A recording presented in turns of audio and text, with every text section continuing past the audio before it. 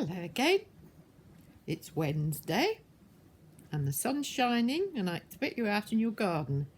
But I'm indoors and I'm going to read you another story, another Millie-Molly-Mandy one. It's another little book. It's called Millie-Molly-Mandy's Friends. And it says, Millie-Molly-Mandy enjoys a visit. Once upon a time, Millie-Molly-Mandy was invited to go for a little visit to an old friend of Mother's who lived in a nearby town. Uncle was to take her in the pony and trap on Sunday morning. This book's written so long ago that they didn't have many cars about, so that's why it says they go in a pony trap. He was able to take her in the pony trap on Saturday morning on his way to market and fetch her on Sunday evening so that she should be ready for school the next day. So Millie-Molly-Mandy would spend a whole night away from home, which was very exciting to think of.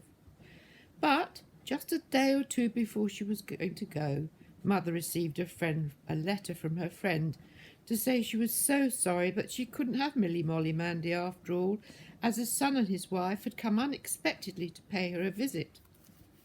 Millie-Molly-Mandy tried very hard not to feel dreadfully disappointed, for she'd never been away from home by herself before, and she'd been looking forward to it so much. "Never mind, Millie-Molly-Mandy," said Mother when Saturday morning arrived, and Millie-Molly-Mandy came down to breakfast looking rather solemn. "There are nice things happening all the time if you keep your eyes open to see them."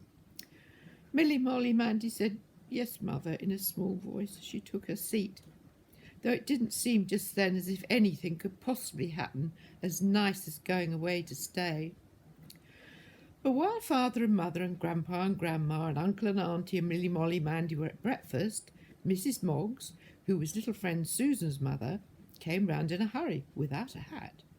And Mrs. Moggs told them how some friends who had to go to the town for business had offered her a seat in their gig, which is like a thing you go in being pulled by a horse. And as Mrs. Moggs' mother lived there, Mrs. Moggs thought it was a nice opportunity to go and see her, only she didn't like leaving Susan behind all day, Mr. Moggs being out at work. So Millie-Molly-Mandy's mother said, "Let her come round here, Mrs. Moggs. Millie-Molly-Mandy would like to have her, and I don't suppose you'll be back till late, so she'd better spend the night here too." Millie-Molly-Mandy was pleased, and Mrs. Moggs thanked them very much, and they all wished Mrs. Moggs a nice trip, and then Mrs. Moggs ran back home to get ready. "Where will Susan sleep? In the spare room?" asked Millie-Molly-Mandy, making haste to finish her breakfast. "Yes," said Mother, "and you'd better sleep there too to keep her company." Millie-Molly-Mandy was very much pleased at that, for she'd never slept in her spare room. Her bed was in one corner of Father and Mother's room. "Why, Mother," she said, "I can't have a visit of my own, but I'll just be able to enjoy Susan's instead, shan't I? Perhaps it'll be almost as nice." She helped to wash up the breakfast things to make the spare bedroom and to dust. And then she was just looking out of the window, thinking how nice it would be for Susan to wake up in the morning with a new view outside, when what did she see but little friend Susan herself, trudging along up the road with a basket on one arm and her coat on the other. So she ran down to the gate to welcome her. And though Millie-Molly-Mandy and little friend Susan met almost every day, and very often spent the whole day together, somehow it felt so different to think little friend Susan was going to stay the night with Millie-Molly-Mandy that they couldn't help giving an extra skip or two after they'd kissed each other. Millie-Molly-Mandy took her to see Mother, then they went up to the spare room to unpack little friend Susan's basket. They put her nightgown and brush and comb and toothpaste and slippers in their proper places, and decided which sides of the bed they were going to sleep. They found each wanted the side the other didn't, which was nice, though of course Millie-Molly-Mandy would have given her little friend Susan first choice anyway. Then Millie-Molly-Mandy showed little friend Susan round the room, and let her admire the fat silk pincushion on the dressing table, and the hair tidy that Auntie had painted, and the ornaments on the chest of drawers, the little china dogs with the rough-feeling coats, and the little girl with the china lace skirt. And while they were looking at the fretwork bracket, which Father had made for Mother before they were married, Auntie came running up to say Uncle was just going to drive to market, and they might go with them if they were quick. So they scrambled into their coats and hats, and Mills-Molly-Mandy ran to ask Mother in a whisper if she might take a penny from her money box to spend in the town. And soon they were sitting up close together beside Uncle in the high pony trap, while the little brown pony, whose name was Twinkletoes, trotted briskly along the white road. Little friend Susan hadn't been for many rides. Mills-Molly-Mandy often went, but she enjoyed this one much more than usual because little friend Susan was so interested and pleased with everything.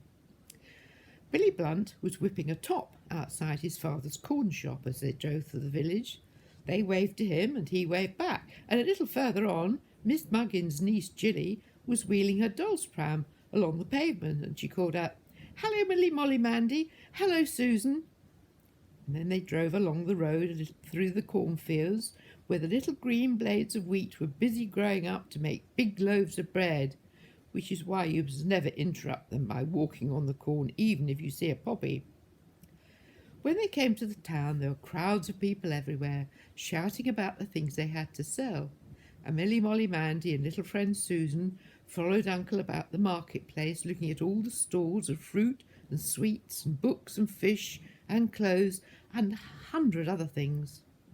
Mills-Molly-Mandy spent her penny on a big yellow sugar stick for little friend Susan, who broke it carefully in two and gave her half. When Uncle had done his business, he took them to have dinner at a place where all the tables had marble tops, which made such a sharp clatter unless you put your glass down very gently. There were crowds of people eating at other tables round about, and lots of talking and clattering of cups and plates. It was very exciting. Little friend Susan was having a splendid holiday.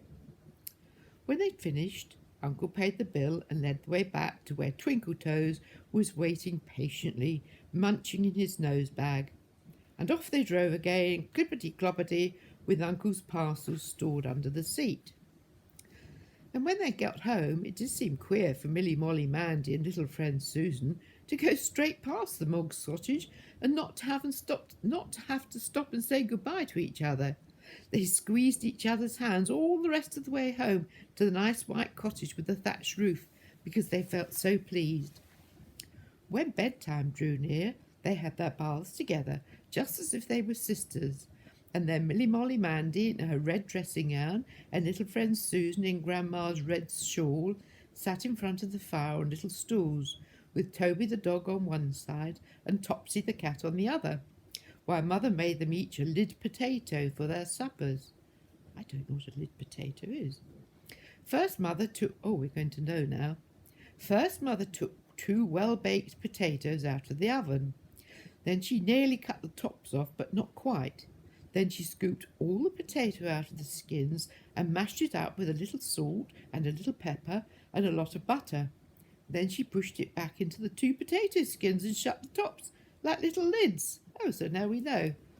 There's a picture of them unpacking our little friend Susan's basket in the bedroom. Look, bed there, and they're getting ready.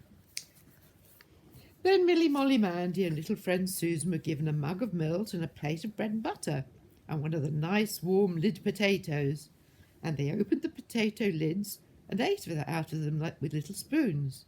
They did enjoy their suppers. There they are, sitting having their supper, the dog and the cat. And when the last bit was gone, Mother said, "Now you two, I've set the candle in your room, and I'll be up to fetch it in 10 minutes. I must explain again, it was before they had even electric lights, and that is a long time ago now. And when the last bit was gone, Mother said, "Now you two," read that bit. "Now you two, I've set the candle in your room, and I'll be up to fetch it in 10 minutes. Could put the light switch on then, you see. So Mills-Molly-Mandy and little friend Susan kissed good-night to Father and Mother and Grandpa and Grandma and Uncle and Auntie, and stroked Toby the dog and Topsy the cat. Then they went upstairs to bed, hopping and skipping all the way, because they were so pleased they were going to sleep together in the spare room. The next day, when Mrs. Moggs came round to tell how she had enjoyed her trip and to fetch Susan, Mills-Molly-Mandy said, Thank you very much indeed, Mrs. Moggs, for Susan's visit. I have enjoyed it. There we are. That's the end of that little story. I'll read you another one another time. Okay. Good. Say goodbye. Goodbye. Goodbye, girls. Bye.